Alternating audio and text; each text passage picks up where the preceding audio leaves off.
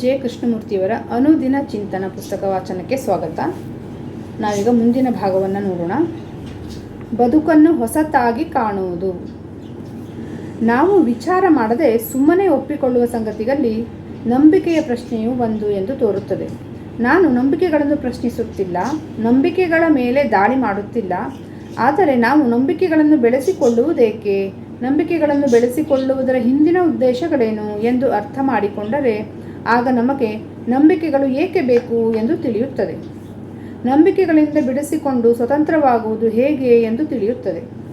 ಧಾರ್ಮಿಕ ಹಾಗೂ ರಾಜಕೀಯ ನಂಬಿಕೆಗಳು, ರಾಷ್ಟ್ರೀಯ ನಂಬಿಕೆಗಳು, ಇಂಥ ಹಲವು 10 ನಂಬಿಕೆಗಳು ಹೇಗೆ ಜನರನ್ನು ಪ್ರತ್ಯೇಕಗೊಳಿಸಿ ಭೇದ ಹುಟ್ಟಿಸಿ ಸಂಘರ್ಷಕ್ಕೆ ಕಾರಣವಾಗಿ ಗೊಂದಲ ಹಾಗೂ ದ್ವೇಷದ ಮೂಲವಾಗಿವೆ ಎಂಬುದು ನಮಗೆ ಗೊತ್ತು. ಅದು ಸ್ವಯಂ ಸ್ಪಷ್ಟವಾದ ಸತ್ಯ. ಆದರೂ ನಾವು ನಂಬಿಕೆಗಳನ್ನು ಬಿಡಲಾರದವರು. ಹಿಂದೂ ನಂಬಿಕೆ, ಕ್ರಿಶ್ಚಿಯನ್ ನಂಬಿಕೆ, ಬೌದ್ಧ ನಂಬಿಕೆ, ಅಸಂಖ್ಯಾತ ಪಂಗಡಗಳ ಅನೇಕ ನಂಬಿಕೆಗಳು, ರಾಷ್ಟ್ರಗಳು ಬೆಳೆಸಿಕೊಂಡಿರುವ ನಂಬಿಕೆಗಳು, ರಾಜಕೀಯ ಐಡಿಯಾಲಜಿಗಳು ಇವೆಲ್ಲ ಒಂದರೊಡನೆ ಇನ್ನೊಂದು ಸ್ಪರ್ಧಿಸುತ್ತಾ ಎಲ್ಲವನ್ನು ತಮ್ಮಂತೆ ಪರಿವರ್ತನೆಗೊಳಿಸುವ ಹೋರಾಟದಲ್ಲಿ ತೊಡಗಿವೆ. ನಂಬಿಕೆಗಳು ಜನರನ್ನು ಪರಸ್ಪರರಿಂದ ದೂರ ಮಾಡುತ್ತಾ ಅಸಹನೆಯನ್ನು ಹುಟ್ಟಿಸುತ್ತಿವೆ ಎಂಬುದು ಸ್ಪಷ್ಟವೇ ಆಗಿದೆ. ಹಾಗಾದರೆ ನಂಬಿಕೆಗಳೇ ಇಲ್ಲದೆ ಬದುಕು ಸಾಧ್ಯವೇ? ಇದು ಸಾಧ್ಯವೇ ಇಲ್ಲವೇ ಎಂಬುದನ್ನು ತಿಳಿಯಲು ನಮಗೂ ನಮ್ಮೊಳಗಿನ ನಂಬಿಕೆಗೂ ಇರುವ ಸಂಬಂಧವನ್ನು ಅರ್ಥ ಮಾಡಿಕೊಳ್ಳಬೇಕು. ನಮ್ಮಲ್ಲಿರುವ ನಂಬಿಕೆಗಳ ಜಾಗದಲ್ಲಿ ಹೊಸ ನಂಬಿಕೆಗಳನ್ನು ಬೆಳೆಸಿಕೊಳ್ಳುವುದಲ್ಲ, ಇರುವ ನಂಬಿಕೆಗಳನ್ನು ಬದಲಾಯಿಸಿಕೊಳ್ಳುವುದೂ ಅಲ್ಲ. ನಂಬಿಕೆಗಳೇ ಇಲ್ಲದೆ ಬದುಕುತ್ತಾ ಪ್ರತಿ ನಿಮಿಷವೂ ಬದುಕನ್ನು ಹೊಸತಾಗಿ ಕಾಣಲು ಸಾಧ್ಯವೇ? ಗತಕಾಲದ ರೂಢಿಗಳಿಂದ ಹುಟ್ಟಿಕೊಂಡ ಅಭ್ಯಾಸಗತ ಪ್ರತಿಕ್ರಿಯೆಗಳಿಲ್ಲದೆ ಕ್ಷಣ ಅನುಕ್ಷಣ ಬದುಕನ್ನು ಕಾಣುವ ಸಾಮರ್ಥ್ಯ ಬಂದಾಗ ನಮಗೂ ಏನಿದೆಯೋ ಅದಕ್ಕೂ ನಡುವೆ ಸಂಚಿತ ನೆನಪುಗಳ ತೆರೆ, ನಂಬಿಕೆಗಳ ತೆರೆ ಇರುವುದಿಲ್ಲ. ಸತ್ಯ ಕಾಣುತ್ತದೆ. ಆಗ ಮುಂದಿನ ಪೇಜ್ಗೆ ಹೋಗೋಣ. ನಿಜವಾಗಿ ಅರ್ಥ ಮಾಡಿಕೊಳ್ಳುವುದಕ್ಕೆ ನಂಬಿಕೆಯೇ ಅಡ್ಡಿ ಮಾಡುತ್ತದೆ. ನಂಬಿಕೆಗಳೇ ಇಲ್ಲದಿದ್ದರೆ ನಮಗೆ ಏನಾಗುತ್ತದೆ? ಭವಿಷ್ಯ ಹೇಗೋ ಏನೋ ಎಂಬ ಆತಂಕ ಹುಟ್ಟುವುದಿಲ್ಲವೇ? ನಾವು ಮಾಡುವ ಕೆಲಸಗಳಿಗೆ ನಂಬಿಕೆಯನ್ನು ಆಧರಿಸಿದ ಒಂದು ಕ್ರಿಯಾವಿನ್ಯಾಸವಿಲ್ಲದೆ ನಾವು ಅನಾಥರು, ಕಳೆದು ಹೋದವರು ಎನಿಸುವುದಿಲ್ಲವೇ? ಈ ನಂಬಿಕೆ ದೇವರನ್ನು ಕುರಿತದ್ದಾಗಿರಬಹುದು, ಕಮ್ಯುನಿಸಂ, ಸಮಾಜವಾದ, ಇಂಪೀರಿಯಲಿಸಂ, ಯಾವುದೇ ಧಾರ್ಮಿಕ ಸೂತ್ರ, ನಮಗೆ ರೂಢಿಯಾಗುವ ಯಾವುದೇ ಸಿದ್ಧಾಂತ, ಯಾವುದು ಬೇಕಾದರೂ ಆಗಿರಬಹುದು. ನಾವು ಇಟ್ಟುಕೊಳ್ಳುವ ನಂಬಿಕೆಗಳು ನಮ್ಮ ಭಯಕ್ಕೆ ಹೊದ್ದಿಸಿದ ಮುಸುಕು ಅಲ್ಲವೇ? ನೋಡಿ, ಈಗ ನಂಬಿಕೆ ಅನ್ನೋದೇ ಒಂದು ಭಯವಿದ್ದಾಗ ನಮಗೆ ಆ ನಂಬಿಕೆಗಳು ರಕ್ಷಣೆಯಂತೆ ಕಾಣಿಸುತ್ತೆ. ಅದಕ್ಕೆ ನಾವು ಒಂದು ನಂಬಿಕೆಯನ್ನು ಇಟ್ಕೋತೀವಿ. ನಾವು ಖಾಲಿ, ನಾವು ಶೂನ್ಯ, ನಾವು ಏನೂ ಅಲ್ಲ ಎಂಬ ಭಯವನ್ನು ಮಾಡು ನಂಬಿಕೆಯನ್ನು ಆಶ್ರಯಿಸುತ್ತೇವೆ. ಖಾಲಿಯಾದ ಲೋಟ ಮಾತ್ರ ಏನನ್ನಾದರೂ ತುಂಬಿಸಿಕೊಳ್ಳಲು ಉಪಯೋಗಕ್ಕೆ ಬರುತ್ತದೆ. ನಂಬಿಕೆ, ತೀರ್ಮಾನ, ಸಿದ್ಧಾಂತ, ಕೊಟೇಶನ್ಗಳಿಂದ ತುಂಬಿರುವ ಮನಸ್ಸು ಸುಮ್ಮನೆ ಎಲ್ಲದರ ಪುನರುಕ್ತಿಯಲ್ಲಿ ತೊಡಗಿರುವ ಮನಸ್ಸೇ ಹೊರತು ಕ್ರಿಯಾಶೀಲವಾದ ಮನಸ್ಸಲ್ಲ. ಖಾಲಿತನದ ಭಯ, ಒಂಟಿತನದ ಭಯ, ಬದುಕಿನಲ್ಲಿ ಎಲ್ಲಿಗೂ ತಲುಪಲಾಗದಿರುವ ಭಯ, ಏನೂ ಆಗಲಾರವೆಂಬ ಭಯ, ಗೆಲುವು ಸಿಗಲಾರದೆಂಬ ಭಯ, ಏನೂ ಸಾಧಿಸಲಾಗದೆಂಬ ಭಯ, ಏನೋ ಆಗಬೇಕೆಂಬುದು ಆಗದೆ ಹೋದೀತೆಂಬ ಭಯ. ಇಂಥ ಭಯಗಳ ಕಾರಣದಿಂದನೇ ಅಲ್ಲವೇ ನಾವು ನಂಬಿಕೆಗಳನ್ನು ಅಷ್ಟು ಆತುರಾತುರವಾಗಿ ಆಸೆ ಬುರುಕರಂತೆ ಒಪ್ಪಿಕೊಳ್ಳುವುದು? ಆದರೆ ನೋಡಿ, ನಂಬಿಕೆಯೇ, ಅದು ಧಾರ್ಮಿಕ ನಂಬಿಕೆಯೇ ಆಗಲಿ ರಾಜಕೀಯ ನಂಬಿಕೆಯೇ ಆಗಲಿ, ನಮ್ಮನ್ನು ನಾವು ಅರ್ಥ ಮಾಡಿಕೊಳ್ಳುವುದಕ್ಕೆ ಅಡ್ಡಿಯಾಗುತ್ತದೆ. ನಮ್ಮನ್ನು ನಾವು ಕಂಡುಕೊಳ್ಳುವುದಕ್ಕೆ ಅಡ್ಡವಾದ ತೆರೆಯಾಗುತ್ತದೆ. ನಂಬಿಕೆಗಳಿಲ್ಲದೆ ನಮ್ಮನ್ನು ನಾವು ಕಾಣಲಾರೆವೆ. ನಮ್ಮಲ್ಲಿರುವ ಅಸಂಖ್ಯಾತ ನಂಬಿಕೆಗಳನ್ನೆಲ್ಲ ತೊರೆದು ಬಿಟ್ಟರೆ ಆಗ ನೋಡುವುದಕ್ಕಾದರೂ ಏನಿರುತ್ತದೆ? ನಮ್ಮ ಮನಸ್ಸು ಯಾವ ನಂಬಿಕೆಗಳೊಂದಿಗೆ ತನ್ನನ್ನು ಗುರುತಿಸಿಕೊಂಡಿದೆಯೋ ಆ ನಂಬಿಕೆಗಳು ಇಲ್ಲವಾದರೆ ಆಗ ಚೆಹರೆಗಳಿಲ್ಲದ ಮನಸ್ಸು ತಾನಿರುವಂತೆ ತನ್ನನ್ನು ಕಾಣತೊಡಗುತ್ತದೆ. ನಮ್ಮನ್ನು ನಾವು ಅರಿಯತೊಡಗುತ್ತೇವೆ. ನೋಡಿ, ನಂಬಿಕೆಗಳಿದ್ದಾಗ ನಂಬಿಕೆಯಡಿ ನಮ್ಮನ್ನು ನಾವು ನೋಡ್ಕೊಳ್ತೀವಿ. ಆವಾಗ ನಿಜವಾದ ನಾವು ಕಾಣಿಸಲ್ಲ. ಎಲ್ಲ ನಂಬಿಕೆಗಳನ್ನು ಬಿಟ್ಟು ಖಾಲಿ ಆಗುತ್ತೆ. ಅಲ್ಲಿ ಆ್ಯಕ್ಚುಲಿ ಭಯ ಬರುತ್ತೆ, ಅದಕ್ಕಾಗಿ ನಾವು ನಂಬಿಕೆಗಳನ್ನು ಇಟ್ಕೋತೀವಿ. ಆದರೆ ಖಾಲಿ ಆದಾಗ ಅಲ್ಲಿ ನಿಜವಾಗಿ ನಾವು ಯಾರು ಅನ್ನೋದು ಕಾಣಿಸುತ್ತೆ. ನೋಡಿ, ಚೆಹರೆಗಳಿಲ್ಲದ ಮನಸ್ಸು ತಾನಿರುವಂತೆ ತನ್ನನ್ನು ಕಾಣತೊಡಗುತ್ತದೆ. ಆಗ ನಾವು ಯಾರು ಅಂತ ನಮಗೆ ಗೊತ್ತಾಗುತ್ತೆ ಅಂತ. ನಾವು ನಂಬಿಕೆಗಳಡಿ ನಾನು ಇಂಥವನು ಅಂತ ಬೇರೆಯವರು ಹೇಳಿದ್ದನ್ನು ನಂಬಿಕೊಂಡು ನಾವು ಡಿಸೈಡ್ ಮಾಡಿಬಿಟ್ಟಿರ್ತೀವಿ ನಾನು ಇಂಥವನು ಅಂತ. ಅದಲ್ಲ, ಎಲ್ಲವನ್ನು ಬಿಟ್ಟು ನಮ್ಮನ್ನು ನಾವು ಅರಿತಾಗ ಗೊತ್ತಾಗುತ್ತೆ ಅಂತ. ಮುಂದಿನ ಪೇಜ್. ನೇರವಾಗಿ ನೋಡುವುದು. ಐಡಿಯಾಗಳು ನಮ್ಮ ಮನಸ್ಸಿನಲ್ಲಿ ಬೇರು ಬಿಡುವುದೇಕೆ? ವಾಸ್ತವಕ್ಕಿಂತ ಐಡಿಯಾಗಳೇ ಮುಖ್ಯವೆಂದು ತೋರುವುದೇಕೆ? ತತ್ವ ಸಿದ್ಧಾಂತ ಐಡಿಯಾಗಳಿಗೆ ಮಹತ್ವ ನೀಡುವುದೇಕೆ? ವಾಸ್ತವ ನಮಗೆ ಅರ್ಥವಾಗದೆ ಅಥವಾ ವಾಸ್ತವಾಂಶವನ್ನು ಅರ್ಥ ಮಾಡಿಕೊಳ್ಳುವ ಸಾಮರ್ಥ್ಯ ನಮಗಿಲ್ಲವೇ? ಅಥವಾ ವಾಸ್ತವವನ್ನು ಎದುರಿಸುವ ಧೈರ್ಯ ನಮಗಿಲ್ಲವೇ? ತತ್ವ ಸಿದ್ಧಾಂತ ಐಡಿಯಾಗಳೆಲ್ಲ ವಾಸ್ತವದಿಂದ ಪಾರಾಗುವ, ಪಲಾಯನ ಮಾಡುವ ಉಪಾಯಗಳಾಗಿವೆ ಅಲ್ವಾ. ನಾವು ಯಾವುದೋ ಒಂದು ನಂಬಿಕೆಯಡಿ ನಾವು ಇರ್ತೀವಿ ಅಂದಾಗ ವಾಸ್ತವ ಏನಿದೆ ಅಂತ ನಾವು ಯೋಚಿಸಿರಲ್ಲ, ಅದನ್ನು ಶೋಧಿಸೋಕೆ ಹೋಗಿರಲ್ಲ, ಇರೋದನ್ನು ಒಪ್ಕೊಂಡ್ಬಿಡ್ತೀವಿ. ಆಗ ವಾಸ್ತವ ನಮಗೆ ಅರಿವೇ ಆಗಲ್ಲ ಅಂತ. ನೀವು ಬೇಕಿದ್ದರೆ ಪಲಾಯನ ಮಾಡಬಹುದು, ಕಣ್ಣು ಮುಚ್ಚಿಕೊಳ್ಳಲು ಬೇಕಾದ್ದು ಮಾಡಬಹುದು. ಆದರೆ ವಾಸ್ತವ ಮಾತ್ರ ಹೇಗಿದೆಯೋ ಹಾಗೆಯೇ ಇರುತ್ತದೆ. ನಿಮ್ಮಲ್ಲಿರುವ ಕೋಪ, ಕಾಮ, ಅತಿ ಆಸೆ, ಇಂಥ ಹಲವು ಸಂಗತಿಗಳೆಲ್ಲ ವಾಸ್ತವವಾಗಿ ಇದ್ದೇ ಇರುತ್ತದೆ. ನೀವು ಅವನ್ನೆಲ್ಲ ಅದುಮಿಡಬಹುದು ಅಥವಾ ಉದಾತ್ತಗೊಳಿಸಿಕೊಳ್ಳಬಹುದು. ಉದಾತ್ತಗೊಳಿಸುವುದು ಕೂಡ ಅದುಮಿಡುವುದರ ಇನ್ನೊಂದು ರೂಪ. ಇಲ್ಲವೇ ನೀವು ಕೋಪ, ತಾಪ, ಕಾಮ ಎಲ್ಲವನ್ನು ಹತೋಟಿಯಲ್ಲಿಟ್ಟುಕೊಳ್ಳಬಹುದು. ಏನೇ ಮಾಡಿದರೂ ಅವು ಐಡಿಯಾಗಳಿಂದ ದಮನಕ್ಕೆ ಒಳಗಾಗುತ್ತವೆ ಅಥವಾ ಹತೋಟಿಯಲ್ಲಿಡುತ್ತವೆ ಅಷ್ಟೇ. ಐಡಿಯಾಗಳು ನಮ್ಮ ಶಕ್ತಿಯನ್ನು ವ್ಯರ್ಥ ಮಾಡುವುದಿಲ್ಲವೇ? ಐಡಿಯಾಗಳಿಂದಾಗಿ ನಮ್ಮ ಮನಸ್ಸು ಮೊಂಡಾಗುವುದಿಲ್ಲವೇ? ನೀವು ಊಹೆ ಮಾಡುವುದರಲ್ಲಿ ಜಾಣರಾಗಿರಬಹುದು, ಕೊಟೇಶನ್ಗಳನ್ನು ಹೇಳುವುದರಲ್ಲಿ ಪ್ರವೀಣರಾಗಿರಬಹುದು. ಮೊಂಡು ಮನಸ್ಸು ಮಾತ್ರ ತನ್ನ ತುಂಬ ಇತರರ ಕೊಟೇಶನ್ಗಳನ್ನು ತುಂಬಿಟ್ಟುಕೊಳ್ಳುತ್ತದೆ. ನೀವು ವಾಸ್ತವದಲ್ಲಿ ಬದುಕಿ ನಿಮ್ಮ ಚೈತನ್ಯಕ್ಕೆ ಬಿಡುಗಡೆ ನೀಡಿದರೆ ಒಂದೇ ಏಟಿಗೆ ನಿಮ್ಮೊಳಗೆ ನಡೆಯುತ್ತಿರುವ ವಿರುದ್ಧಗಳ ಸಂಘರ್ಷವನ್ನು ಕೊನೆಗಾಣಿಸಿ ಬಿಡುತ್ತೀರಿ. ನಮ್ಮಲ್ಲಿ ಅನೇಕರ ಮನಸ್ಸು ಸದಾ ವೈರುಧ್ಯಗಳಲ್ಲಿ ಸಿಕ್ಕಿಕೊಂಡಿರುತ್ತದೆ. ನಾನು ಹೀಗೆ ಮಾಡಬೇಕೆಂದುಕೊಳ್ಳುತ್ತೇನೆ, ಆದರೆ ಅದಕ್ಕೆ ವಿರುದ್ಧವಾದ ಇನ್ನೇನನ್ನೋ ಮಾಡುತ್ತೇನೆ. ಇದನ್ನು ಮಾಡಬೇಕು ಎಂಬ ಬಯಕೆಯನ್ನೇ ನೇರವಾಗಿ ಎದುರಿಸಿ ನೋಡುವುದಕ್ಕೆ ಸಾಧ್ಯವಾದರೆ ಆಗ ವೈರುಧ್ಯವಿರುವುದಿಲ್ಲ. ಮನಸ್ಸು ಏನಿದೆಯೋ ಅದನ್ನು ನೋಡುತ್ತಿರುತ್ತದೆ. ಆಗ ಏನಿದೆಯೋ ಅದು ಅರ್ಥವಾಗತೊಡಗುತ್ತದೆ. ನೋಡಿ, ಇಲ್ಲಿ ಹೇಳ್ತಿರೋದೇನೆಂದರೆ, ಎಕ್ಸಾಂಪಲ್ಗೆ ನಮಗೆ ಕೋಪ ಇದೆ ಅಂತ ಅಂದ್ಕೊಂಡ್ರೆ ನಾವು ನನಗೆ ಕೋಪ ಇದೆ, ಕೋಪ ನಾನು ಕಡಿಮೆ ಮಾಡ್ಕೋಬೇಕು ಅಂತ ಏನು ಮಾಡ್ತೀವಿ? ನಿಯಂತ್ರಿಸೋಕೆ, ಅದುಮಿಡೋಕೆ ಪ್ರಯತ್ನ ಪಡ್ತೀವಿ. ಆದರೆ ಅದು ಏನಾಗುತ್ತೆ? ಕೋಪ ಹೋಗಲ್ಲ, ಒಳಗಿರುತ್ತೆ. ಅದನ್ನ ನಾವು ಸಪ್ರೆಸ್ ಮಾಡ್ದಂಗೆ ಆಗುತ್ತೆ ಅಷ್ಟೇ. ಆದರೆ ಕೋಪ ಏನಕ್ಕೆ ಬರ್ತಿದೆ, ಕೋಪದಿಂದ ಏನೇನಾಗುತ್ತೆ ಅಂತ ಕೋಪವನ್ನೇ ಹಿಡಿದು ಶೋಧಿಸೋದ್ರಿಂದ, ಅದರ ಮೂಲಕ್ಕೆ ಹೋಗೋದ್ರಿಂದ, ಪ್ರತಿ ಕೋಪ ಅಂತಲ್ಲ, ಪ್ರತಿ ನಮ್ಮಲ್ಲಿರುವ ನಮಗೇನು ಅನಿಸುತ್ತೆ, ಕಾಮ ಇದೆ, ತಪ್ಪುಗಳು ಅಂತ ಏನು ಅನಿಸುತ್ತೆ, ಅವು ಎಲ್ಲದರ ಆಳಕ್ಕೆ ಇಳಿಯೋದ್ರಿಂದ, ಅದು ಏನು ಅಂತ ಅರಿಯೋದ್ರಿಂದ ಅದನ್ನು ಬುಡ ಸಮೇತ ನಾವು ಕಿತ್ತೋಗಿಬಹುದು.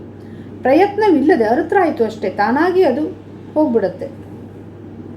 ಅರ್ಥ ಮಾಡ್ಕೊಂಡಾಗಾಯ್ತು. ಯಾವಾಗ ನಾವು ಕೋಪ ಕೆಟ್ಟದ್ದು ಮಾಡಬಾರ್ದು ಅದನ್ನು ಅಂತ ಕಂಟ್ರೋಲ್ ಮಾಡ್ತೀವಿ, ಆಗ ಕೋಪ ಏನಕ್ಕೆ ಬರ್ತಿದೆ, ಅದರಿಂದ ಏನಾಗುತ್ತೆ ಅಂತೆಲ್ಲ ನಮಗೇನೂ ಗೊತ್ತಾಗಲ್ಲ. ಸುಮ್ಮನೆ ಸಪ್ರೆಸ್ ಮಾಡಿರ್ತೀವಿ ಅಷ್ಟೇ. ಅದು ನಮ್ಮಲ್ಲಿ ಯಾವುದೇ ವ್ಯತ್ಯಾಸವನ್ನು ತರಲ್ಲ. ಹಾಗೇ ಇರ್ತೀವಿ ನಾವು. ಹೊರನೋಟಕ್ಕೆ ಬೇರೆ ಕಾಣ್ತೀವಿ, ಬಿಟ್ಟರೆ ಒಳಗಡೆ ಹಾಗೇನೇ ಇರ್ತೀವಿ, ಏನು ಬದಲಾವಣೆ ಆಗಲ್ಲ. ಮುಂದಿನ ಪೇಜ್ಗೆ ಹೋಗೋಣ. ಐಡಿಯಾ ರಹಿತ ಕ್ರಿಯೆ. ಮನಸ್ಸು ತನ್ನಲ್ಲಿ ಐಡಿಯಾಗಳನ್ನು ತುಂಬಿಕೊಳ್ಳದೆ ಸ್ವತಂತ್ರವಾಗಿದ್ದಾಗ ಮಾತ್ರ ಯಾವುದೇ ಅನುಭವ ದೊರೆಯಲು ಸಾಧ್ಯ. ಐಡಿಯಾ ಎಂದು ಸತ್ಯವಲ್ಲ. ಸತ್ಯ ಎಂಬುದು ಕ್ಷಣ ಕ್ಷಣಕ್ಕೂ ನೇರವಾಗಿ ಅನುಭವಿಸಬೇಕಾದ್ದು. ಸತ್ಯವೆಂಬುದು ನಮ್ಮ ಬಯಕೆಯ ಅನುಭವವಲ್ಲ. ನಾವು ಬಯಸುವಂಥ ಅನುಭವ ಯಾವಾಗಲೂ ಕೇವಲ ಸಂವೇದನೆಯ ರೂಪದಲ್ಲಷ್ಟೇ ಇರುತ್ತದೆ. ನಾನು ಎಂಬುದು ಹಲವಾರು ಐಡಿಯಾಗಳ ದೊಡ್ಡದೊಂದು ಮೂಟೆ, ಅಂಶಿಕವಾದ ಅಥವಾ ನಿರಂತರವಾದ ಸಾತತ್ಯ. ಇದನ್ನು ಮೀರಿದಾಗ, ಅಂದರೆ ಆಲೋಚನೆ ಎಂಬುದು ಪೂರ್ಣವಾಗಿ ಮೌನವಾದಾಗ ಅನುಭವದ ಸ್ಥಿತಿ ಇರುತ್ತದೆ. ಆ ಸತ್ಯವೆಂದರೆ ಏನೆಂದು ತಿಳಿಯುತ್ತದೆ. ಮುಂದಿನ ಪೇಜ್ಗೆ ಹೋಗೋಣ. ಐಡಿಯಾ ಎಂದರೇನು? ಐಡಿಯಾ ಎಂಬುದು ಆಲೋಚನೆಗಳ ಒಂದು ಸರಣಿ ಅಲ್ಲವೇ? ಐಡಿಯಾ ಎಂಬುದು ಮನಸ್ಸಿನ ಚಟುವಟಿಕೆ, ಆಲೋಚನೆಯ ಚಟುವಟಿಕೆ. ಆಲೋಚನೆಯಾದರೂ ನಮ್ಮ ಪ್ರಜ್ಞೆ ಅಥವಾ ಸುಪ್ತ ಪ್ರಜ್ಞೆ ತೋರುವ ಪ್ರತಿಕ್ರಿಯೆ. ಆಲೋಚನೆ ಶಾಬ್ದಿಕವಾದದ್ದು. ಆಲೋಚನೆಗಳಿಗೆ ಶಬ್ದರೂಪ ಒದಗುವುದೇ ನೆನಪುಗಳ ಆಧಾರದಿಂದ. ಅಂದರೆ ಆಲೋಚನೆಯನ್ನು ಆಧಾರವಾಗಿ ಹೊಂದಿದ್ದಾಗ ಅದು ರೂಢಿಗತವಾದ ಕ್ರಿಯೆಯಾಗಿರುತ್ತದೆ. ಇಡೀ ಬದುಕಿನಿಂದ ಬೇರ್ಪಟ್ಟ ಕ್ರಿಯೆಯಾಗಿರುತ್ತದೆ. ಯಾವುದೇ ಒಂದು ಐಡಿಯಾ ಇನ್ನೊಂದು ಐಡಿಯಾವನ್ನು ವಿರೋಧಿಸುತ್ತದೆ. ಒಂದು ಐಡಿಯಾ ಇನ್ನೊಂದು ಐಡಿಯಾದ ಮೇಲೆ ಆಳ್ವಿಕೆ ನಡೆಸುತ್ತದೆ. ಕ್ರಿಯೆಗೂ ಐಡಿಯಾಕ್ಕೂ ನಡುವೆ ಯಾವಾಗಲೂ ಅಂತರವಿರುತ್ತದೆ. ಐಡಿಯಾ ಇಲ್ಲದೆ ಕ್ರಿಯೆ ಇರುವುದು ಸಾಧ್ಯವೇ ಎಂದು ನಾವೀಗ ಪರಿಶೀಲಿಸುತ್ತಿದ್ದೇವೆ. ಐಡಿಯಾಗಳು ಹೇಗೆ ಜನರನ್ನು ಪ್ರತ್ಯೇಕಿಸುತ್ತವೆ ಎಂದು ನೋಡಿದ್ದೇವೆ. ನಾನು ಆಗಲೇ ವಿವರಿಸಿದಂತೆ ಜ್ಞಾನ ಮತ್ತು ನಂಬಿಕೆಗಳು ಮೂಲತಃ ಭೇದವನ್ನು ಕಲ್ಪಿಸುವಂಥವು. ನಂಬಿಕೆಗಳು ಎಂದೂ ಜನರನ್ನು ಒಗ್ಗೂಡಿಸುವುದಿಲ್ಲ, ಬೇರ್ಪಡಿಸುತ್ತವೆ. ನಂಬಿಕೆ, ಐಡಿಯಾ ಅಥವಾ ಆದರ್ಶವನ್ನು ಆಧರಿಸಿರುವ ಯಾವುದೇ ಕ್ರಿಯೆಯು ಅನಿವಾರ್ಯವಾಗಿ ಚಿತ್ರತೆಯ ಗುಣವನ್ನು ಹೊಂದಿರುತ್ತದೆ. ಆಲೋಚನೆಯ ಸರಣಿ ಕಾಲಬದ್ಧವಾದದ್ದು, ಲೆಕ್ಕಾಚಾರದ್ದು, ಸ್ವರಕ್ಷಣೆಯ ಉದ್ದೇಶವುಳ್ಳದ್ದು. ನಂಬಿಕೆಯನ್ನು ಆಧರಿಸಿದ್ದು, ನಿರಾಕರಣೆ, ತಿರಸ್ಕಾರ, ಮನ್ನಣೆಗಳನ್ನು ಒಳಗೊಂಡಿದ್ದು. ಐಡಿಯಾ ರಹಿತ ಕ್ರಿಯೆ ಸಾಧ್ಯವೇ ಎಂಬ ಪ್ರಶ್ನೆಗೆ ನಾನು ಕಂಡುಕೊಂಡಿರುವ ಉತ್ತರ ನಿಮಗೂ ಪಳೆದಿರಬಹುದು. ಮುಂದಿನ ಪೇಜ್ಗೆ ಹೋಗೋಣ. ಐಡಿಯಾಗಳು ಕ್ರಿಯೆಗೆ ಮಿತಿಯನ್ನು ಒಡ್ಡುತ್ತವೆಯೇ? ಐಡಿಯಾಗಳು ಕ್ರಿಯೆಗೆ ಕಾರಣವಾಗುತ್ತವೆಯೋ ಅಥವಾ ಆಲೋಚನೆಗಳನ್ನು ತಿದ್ದಿ ಕ್ರಿಯೆಗೆ ಮಿತಿಗಳನ್ನು ಒಡ್ಡುತ್ತವೆಯೇ? ಐಡಿಯಾದ ಒತ್ತಾಯದಿಂದ ಮೂಡಿದ ಕ್ರಿಯೆ ಎಂದೂ ಮನುಷ್ಯನಿಗೆ ಸ್ವಾತಂತ್ರ್ಯವನ್ನು ತರಲಾರದು. ನಾವು ಈ ಅಂಶವನ್ನು ಅರಿಯುವುದು ಬಹಳ ಮುಖ್ಯ. ಯಾವುದೇ ಕ್ರಿಯೆ ಐಡಿಯಾದಿಂದ ರೂಪುಗೊಂಡಿದ್ದರೆ ಅದರಿಂದ ನಮ್ಮ ನೋವು ನರಳಾಟಗಳು ಕೊನೆಗೊಳ್ಳಲಾರವು. ಏಕೆಂದರೆ ಐಡಿಯಾದಿಂದ ಮೂಡುವ ಕ್ರಿಯೆಯನ್ನು ಆಚರಣೆಗೆ ತರುವ ಮುನ್ನ ಐಡಿಯಾ ರೂಪುಗೊಂಡಿದ್ದು ಹೇಗೆ ಎಂದು ನಾವು ತಿಳಿಯಬೇಕಾಗುತ್ತದೆ. ಮುಂದಿನ ಪೇಜ್. ಐಡಿಯಾಲಜಿಗೆ ಕ್ರಿಯೆಯೇ ಅಡ್ಡಿ. ಜಗತ್ತು ಯಾವಾಗಲೂ ಅನಾಹುತದ ಅಂಚಿನಲ್ಲಿಯೇ ಇರುತ್ತದೆ. ಆದರೆ ಈಗ ಅದು ವಿನಾಶದ ತೀರ ಅಂಚಿನಲ್ಲಿದೆ ಅನ್ನಿಸತೊಡಗಿದೆ. ಅನಾಹುತ, ವಿನಾಶ ಇನ್ನೇನು ಸಂಭವಿಸಲಿದೆ ಎಂದು ತಿಳಿದ ನಾವು ಅನೇಕರು ಐಡಿಯಾಗಳ ಆಶ್ರಯವನ್ನು ಬಯಸುತ್ತಿದ್ದೇವೆ.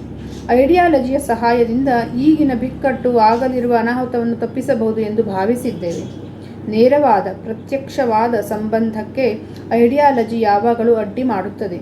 ಇದರಿಂದ ಕ್ರಿಯೆಗೂ ಅಡ್ಡಿಯಾಗುತ್ತದೆ. ಶಾಂತಿ ಎಂಬುದು ನಮಗೆ ಒಂದು ಐಡಿಯಾ ಆಗಿ ಬೇಕೇ ಹೊರತು ನಿಜವಾಗಿ ಬೇಕಾಗಿಲ್ಲ.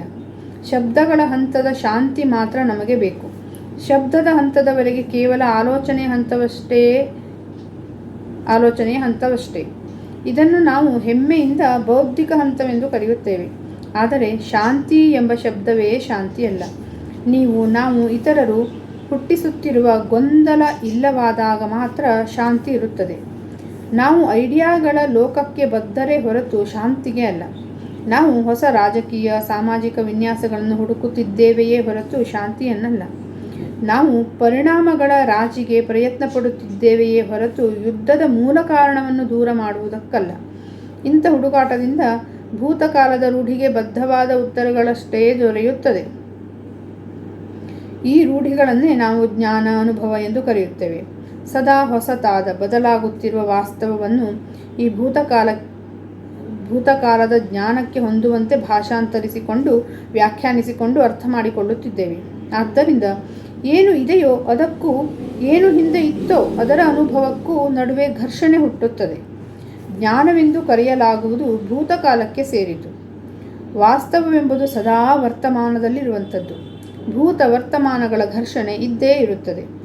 ಆದ್ದರಿಂದ ನಾವು ಸಮಸ್ಯೆಯನ್ನು ಪರಿಹರಿಸುವ ಬದಲಾಗಿ ಆ ಸಮಸ್ಯೆಗೆ ಕಾರಣವಾದ ಪರಿಸ್ಥಿತಿಯನ್ನು ಮುಂದುವರೆಸುತ್ತಲೇ ಇರುತ್ತೇವೆ. ಮುಂದಿನ ಪೇಜ್ಗೆ ಹೋಗೋಣ. ಐಡಿಯೇಷನ್ ಇಲ್ಲದ ಕ್ರಿಯೆ. ಐಡಿಯಾ ಎಂಬುದು ಆಲೋಚನೆಯ ಸರಣಿಯ ಫಲಿತಾಂಶವಾಗುತ್ತದೆ. ಆಲೋಚನೆಯ ಸರಣಿಯು ನೆನಪುಗಳಿಗೆ ತೋರುವ ಪ್ರತಿಕ್ರಿಯೆಯಾಗಿರುತ್ತದೆ. ನೆನಪು ಯಾವಾಗಲೂ ರೂಢಿಗತವಾದದ್ದು, ನಿಯಂತ್ರಿತವಾದದ್ದು ಆಗಿರುತ್ತದೆ. ನೆನಪು ಭೂತಕಾಲಕ್ಕೆ ಸೇರಿದ್ದು. ಸದ್ಯದ ಸವಾಲುಗಳಿಂದ ಭೂತಕಾಲದ ನೆನಪುಗಳು ಜೀವಂತವಾಗುತ್ತವೆ. ನೆನಪುಗಳಿಗೆ ಸ್ವಂತವಾದ ಜೀವವಿಲ್ಲ, ಅಸ್ತಿತ್ವವಿಲ್ಲ. ಯಾವುದೇ ಸಮಸ್ಯೆ, ಸವಾಲು ಎದುರಾದಾಗ ನೆನಪುಗಳು ಜೀವ ತಳೆಯುತ್ತವೆ. ನೆನಪುಗಳು ಕ್ರಿಯಾಶೀಲವಾಗಿರಲಿ ಅಥವಾ ಸುಪ್ತವಾಗಿರಲಿ ರೂಢಿಗತವಾದವೇ ಅಲ್ಲವೇ?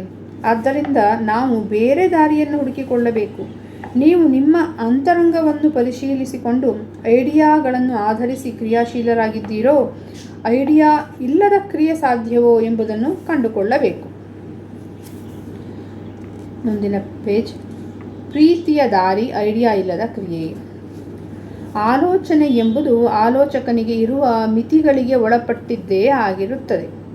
ಆಲೋಚಕ ರೂಢಿಗೆ ಬದ್ಧನಾದವನು, ಸ್ವತಂತ್ರನಲ್ಲ. ಆಲೋಚನೆ ಮೂಡಿದ ತಕ್ಷಣ ಅದನ್ನು ಹಿಂಬಾಲಿಸಿಕೊಂಡು ಐಡಿಯಾ ಬರುತ್ತವೆ.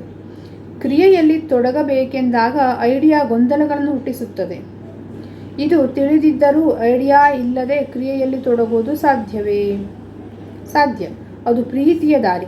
ಪ್ರೀತಿ ಐಡಿಯಾ ಅಲ್ಲ, ಸಂವೇದನೆ ಅಲ್ಲ, ನೆನಪೂ ಅಲ್ಲ, ಮುಂದೂಡುವಿಕೆಯೂ ಅಲ್ಲ, ಸ್ವರಕ್ಷಣೆಯ ಉಪಾಯವೂ ಅಲ್ಲ. ಐಡಿಯಾಗಳ ಸರಣಿ ಅರ್ಥ ಮಾಡಿಕೊಂಡಾಗ ಮಾತ್ರ ಪ್ರೀತಿ ನಮಗೆ ತಿಳಿಯುತ್ತದೆ. ಇತರ ಎಲ್ಲ ದಾರಿಗಳನ್ನು ಬಿಟ್ಟು ಬಿಡುಗಡೆಯ ಏಕೈಕ ಮಾರ್ಗವಾದ ಕೇವಲ ಪ್ರೀತಿಯ ದಾರಿಯನ್ನು ತಿಳಿಯುವುದು ಸಾಧ್ಯವೇ? ರಾಜಕೀಯದ ದಾರಿ, ಧರ್ಮದ ದಾರಿ, ಇವು ಯಾವುದೂ ನಮ್ಮ ಸಮಸ್ಯೆಗಳನ್ನು ಬಿಡಿಸಲಾರವು. ಇದು ನೀವು ಆಲೋಚಿಸಿ ಅಳವಡಿಸಿಕೊಳ್ಳಬೇಕಾದ ಸಿದ್ಧಾಂತವಲ್ಲ, ಇದು ವಾಸ್ತವವಾಗಬೇಕು. ನೀವು ಪ್ರೀತಿಸುತ್ತಿರುವಾಗ ಐಡಿಯಾ ಇರುತ್ತದೆಯೋ? ಇದನ್ನು ಒಪ್ಪಿಕೊಳ್ಳಬೇಡಿ. ಸುಮ್ಮನೆ ನೋಡಿ, ಪರಿಶೀಲಿಸಿ, ಆಳವಾಗಿ ನೋಡಿ. ನಾವು ತುಳಿದ ಇತರ ಮಾರ್ಗಗಳು ಯಾವುವೋ ನಮ್ಮ ನೋವು ನರಳಾಟಗಳ ಸಮಸ್ಯೆಯನ್ನು ಪರಿಹರಿಸಿಲ್ಲ. ರಾಜಕಾರಣಿಗಳು ವಚನ ನೀಡಬಹುದು, ಧಾರ್ಮಿಕ ಸಂಸ್ಥೆಗಳು ಭವಿಷ್ಯದಲ್ಲಿ ಸುಖ ನೆಮ್ಮದಿಗಳು ದೊರೆಯುತ್ತವೆ ಎಂಬ ನಂಬಿಕೆಯನ್ನು ನೀಡಬಹುದು. ಆದರೆ ಸಂತೋಷ ನಮಗೆ ಈಗಲೇ ಬೇಕು, ಈಗಲೇ ಸಿಗಬೇಕು. ಹಸಿವು ಇರುವಾಗ ಭವಿಷ್ಯ ಮುಖ್ಯವಾಗಿರುತ್ತದೆ. ನಾವು ಉಳಿದೆಲ್ಲ ಮಾರ್ಗಗಳಲ್ಲಿ ನಡೆದು ನೋಡಿದ್ದೇವೆ. ಐಡಿಯಾದ ದಾರಿಯನ್ನು ಅರ್ಥ ಮಾಡಿಕೊಂಡು ಅದನ್ನು ತ್ಯಜಿಸಿದಾಗ ಪ್ರೀತಿಯ ದಾರಿ, ಕ್ರಿಯೆಯ ದಾರಿ ನಮ್ಮದಾಗುತ್ತದೆ. ಈ ಭಾಗದಲ್ಲಿ ಇಷ್ಟು ಸಾಕೀಗ. ಮುಂದಿನ ಭಾಗದಲ್ಲಿ ಮುಂದಿನದನ್ನು ನೋಡೋಣ.